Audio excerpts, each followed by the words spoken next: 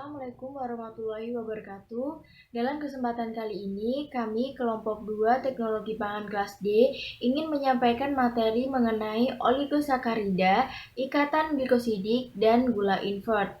Materi ini kami berpedoman pada buku F.G. Winarno edisi terbaru tahun 2008. Dalam penyampaian materi ini secara berurutan disampaikan oleh Revaldi Ardiansyah dengan NIM 19033.176, Alia Hudotun Nisa dengan NIM 19033.157, Ella Prestianingrum dengan NIM 1915033.173, Sita Dewi Nursita dengan NIM 19033.151, dan Amatullah Suraya Adila dengan NIM 19033.181. Karbohidrat adalah zat gizi sumber energi yang penting bagi makhluk hidup. Hal ini karena molekulnya menyediakan unsur karbon yang siap digunakan sel. Karbohidrat adalah salah satu atau beberapa senyawa kimia termasuk gula pati dan serat yang mengandung atom C, H, dan O dengan rumus kimia CnH2ON. Karbohidrat dapat dibagi menjadi dua jenis, yaitu sederhana dan kompleks. Kedua jenis karbohidrat ini memiliki perbedaan dalam struktur kimiawinya. Secara umum, karbohidrat sederhana hanya mengandung gula dasar yang mudah dicerna dan diserap oleh tubuh. Sementara karbohidrat kompleks memiliki rantai gula yang lebih panjang, sehingga membutuhkan waktu cukup lama untuk mencerna dan menyerap karbohidrat jenis. Karbohidrat sendiri terdiri 3 jenis, yaitu 1. Pati adalah karbohidrat yang terdapat pada makanan yang berasal dari tanaman, contohnya biji-bijian, sayuran, dan kacang-kacangan. Makanan bertepung seperti pasta dan roti juga termasuk pati. 2. Serat juga terdapat pada makanan yang berasal dari tanaman, roti gandum, kacang-kacangan, dan sebagian sayuran yang dimakan bersama kulitnya adalah sumber serat yang baik. 3. Tidak semua karbohidrat adalah gula, tetapi semua gula adalah karbohidrat. Gula bisa didapat secara alami dari berbagai macam makanan, misalnya air tebu. Gula yang terdapat pada buah disebut fruktosa, gula pada susu disebut laktosa, dan gula pasir disebut sukrosa. Pada proses pembuatan kue, coklat, dan permen, biasanya ditambahkan sukrosa sebagai pemanis. Monosakarida, disakarida, dan polisakarida. Yang pertama itu monosakarida, itu dia tuh karbohidrat paling sederhana kan, terdiri dari satu monomer gula. Nah, contohnya tuh ada glukosa, terus fruktosa. Nah, glukosa sendiri tuh biasanya ada di kayak madu, terus sirup jagung, sayur-sayuran. Nah, kalau fruktosa itu dia tuh biasanya ada di dalam buah-buahan. Nah, yang kedua tuh ada disakarida. Disakarida itu dia terdiri dari 2 monomer. Nah, contoh dari disakarida tuh kayak sukrosa, maltosa, laktosa, kayak gitu. Kalau sukrosa sendiri tuh biasanya tuh ada di kayak gula pasir. Contoh dari maltosa tuh beras. Kalau laktosa tuh susu sapi gitu kan, ASI. Nah, yang ketiga itu ada polisakarida. Polisakarida itu terdiri dari banyak monomer. Nah, jenis-jenis polisakarida tuh ada amilum, ada glikogen, ada selulosa. Selulosa ini tuh serat yang membantu buat sistem pencernaan. Nah, kalau contoh amilum tuh kayak jagung, beras, sama kacang-kacangan. Sedangkan contoh glikogen tuh ada serelia, kecambah, sirup jagung. Terus contoh dari selulosa tuh ada beras giling, terus jagung, sama jerawat. Nah, kemudian manfaat dari karbohidrat itu sebagai sumber energi bagi manusia. Jadi tuh kalori dari karbohidrat itu tuh diubah menjadi energi, dan glikogen. Energi akan dipakai oleh sistem syaraf dan eritrosit, dan sebagian lagi tuh disimpan dalam bentuk glikogen di hati sama otot. Nah, terus yang kedua tuh buat detoksifikasi zat-zat toksik dalam hepar. Nah, kita kan kalau makan tuh nggak mungkin 100% makanan kita tuh steril kan, makanya hati atau hepat kita tuh bekerja untuk menetralisir racun-racun biar tubuh tuh selalu dalam keadaan normal. Karena sistem kerja tuh terjadi tuh setiap hari, makanya hati itu memerlukan nutrisi yang baik berupa karbohidrat agar sistem bekerja dengan lancar. Terus yang ketiga tuh ada sebagai sumber penyerapan kalsium tuh kayak di susu. Terus yang keempat ada mencegah kejadian ketosis dan pengendalian protein berlebihan. Ketosis itu tuh kayak kondisi hati yang memproduksi keton sebagai energi untuk seluruh tubuh. Nah, senyawa keton ini itu tuh cadangan bahan bakar energi. Jadi ketosis keberlangsungan tubuh tidak memiliki persediaan karbohidrat yang cukup untuk dibakar. Maka tubuh akan berhenti merokok sebagai lemak sebagai karbohidrat. Ketosis biasanya digunakan orang yang sedang diet. Namun demikian, diet yang berlebihan dapat menimbulkan penyakit anokresia. Yang terakhir itu sebagai bahan yang berguna untuk pencernaan dan memperlancar defekasi. Jadi tuh proses pengeluaran tuh maksudnya tuh kayak BAB itu perlu diketahui bahwa ada jenis makanan yang mengandung serat yang baik untuk tubuh. Contohnya tuh kayak buah-buahan, sayur-sayuran gitu kan, pepaya. Nah, pepaya itu tuh baik untuk membantu proses pencernaan dalam usus besar sampai anus.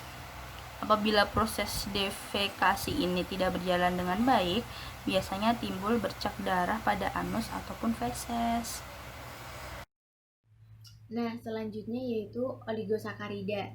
Oligosakarida sendiri merupakan polimer dengan derajat polimerisasi 2 sampai dengan 10. Nah, biasanya bersifat larut dalam air. Nah, teman-teman tahu nggak sih polimer itu apa?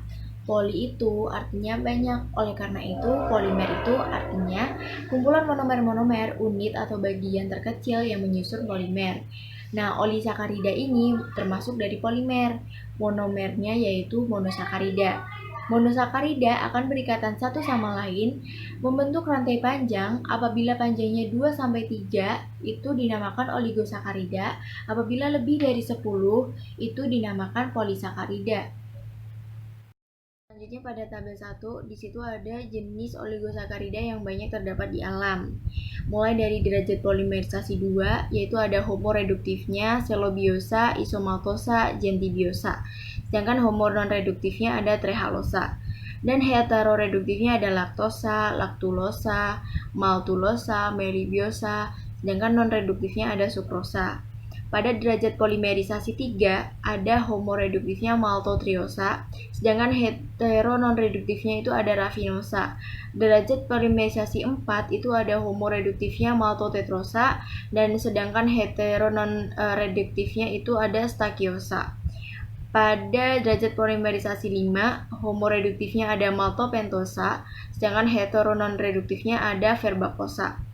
Pada derajat polimerisasi 6 sampai dengan 10, homoreduktifnya ada maltoheksa, non-reduktifnya itu ada dextrin dan Stardinger, sedangkan heterononreduktifnya itu ada ajukosa. Ikatan glikosidik merupakan ikatan antara dua molekul monosakarida. Ikatan ini terbentuk antara gugus hidroksil dari atom C nomor 1 yang disebut karbon anomerik dengan atom C pada molekul gula yang lain. Ikatan glikosidik biasanya terjadi antara atom C nomor 1 dengan atom C nomor 4 atau melepas 1 mol air. Ikatan-ikatan glikosidik biasanya jarang terjadi pada atom C dengan karbon yang ganjil, misalnya 1,3, 1,5, atau 1,7. Tetapi biasanya dia berikatan dengan karbon yang genap, yaitu 2, 4, dan 6. Ada tidaknya sifat pereduksi dari suatu molekul gula ditentukan oleh ada tidaknya gugus hidroksil atau OH bebas yang reaktif. Gugus hidroksil yang reaktif pada glukosa biasanya terletak pada karbon nomor 1, sedangkan pada fruktosa hidroksil reaktifnya terletak pada karbon nomor 2. Nah, sukrosa tidak mempunyai gugus OH bebas yang reaktif karena keduanya sudah saling terikat. Sedangkan laktosa mempunyai OH bebas pada atom C nomor 1 pada gugus glukosanya. Karena itu, laktosa bersifat pereduksi sedangkan sukrosa bersifat non-pereduksi. Nah, kemudian struktur dari sukrosa, maltosa, dan laktosa. Pada sukrosa, ikatannya terjadi antara glukosa dan fruktosa. Nah, ikatannya ini terjadi pada atom C nomor 1 pada glukosa dan atom C nomor 2 pada fruktosa. Ikatannya disebut alfa 12. Kemudian pada maltosa itu maltosa kan terdiri dari glukosa dan glukosa. Nah, ikatannya ini terjadi di atom C nomor 1 dengan atom C nomor 4. Ikatannya disebut alfa 14. Kemudian pada laktosa. Laktosa kan terdiri dari galaktosa dan glukosa. Nah, ikatannya ini terjadi pada atom C nomor 1 dengan atom C nomor 4. Makanya disebut alfa 14. Nah, alfa ini disebut alfa karena OH-nya atau gugus hidroksilnya itu terdapat di bawah. Kemudian, sukrosa adalah oligosakarida yang mempunyai peran penting dalam pengolahan makanan dan banyak terdapat pada tebu, bit, siwalan, dan kelapa kopior. Untuk industri makanan biasanya digunakan dalam bentuk kristal. Nah, pada pembuatan sirup, sukrosanya itu berbentuk gula pasir yang dilarutkan dalam air kemudian dipanaskan. Itu sebagian sukrosanya akan terurai menjadi glukosa dan fruktosa. Nah, hasilnya itu disebut gula invert. Nah, inversi sukrosa yang menghasilkan glukosa dan fruktosa terjadi dalam suasana asam. Gula invert ini tidak dapat berbentuk kristal karena kelarutan fruktosa dan glukosa yang sangat besar. Gambar 8 memperlihatkan peningkatan jumlah padatan terlarut dan gula invert. Garis terputus pada grafik menunjukkan komposisi campuran pada berbagai suhu. Terlihat bahwa dengan semakin tingginya suhu, maka semakin tinggi juga presentasi gula invert yang dapat dibentuk. Pada suhu 20 derajat Celcius misalnya, dapat terbentuk 72% gula invert dan pada suhu 30 derajat Celcius terbentuk hampir 80% gula invert. Nah, gambar 9 menunjukkan derajat kemanisan relatif berbagai heksosa, gula invert, dan beberapa bahan pemanis buatan dibandingkan dengan sukrosa. Dari kurva tersebut, dapat dilihat bahwa fruktosa dan dulsin atau pemanis buatan relatif lebih manis daripada sukrosa. Selanjutnya, oligosakarida dapat diperoleh dari hasil hidrolisis polisakarida dengan bantuan enzim tertentu atau hidrolisis dengan asam. Pati dapat dihidrolisis dengan enzim amilase menghasilkan maltosa, maltotriosa, dan isomaltosa. Bila pati dihidrolisis dengan enzim transglukosidase, akan dihasilkan suatu oligosakarida dengan derajat polimerisasi lebih besar daripada 6 dan berbentuk siklik. Senyawa tersebut disebut dextrin Schrödinger. Senyawa ini sangat larut dalam air dan karena dapat mengikat zat-zat hidrofobik, maka dipergunakan sebagai food additive untuk memperbaiki tekstur bahan makanan. Sekian presentasi dari kelompok 2, yaitu ada Sinta Dewi Nursita, ada Alia Kudratunisa, Revaldi Ardiansyah, Amatullah Suraya Adilah, dan Ella Prasetya Ningrum. Wassalamualaikum warahmatullahi wabarakatuh.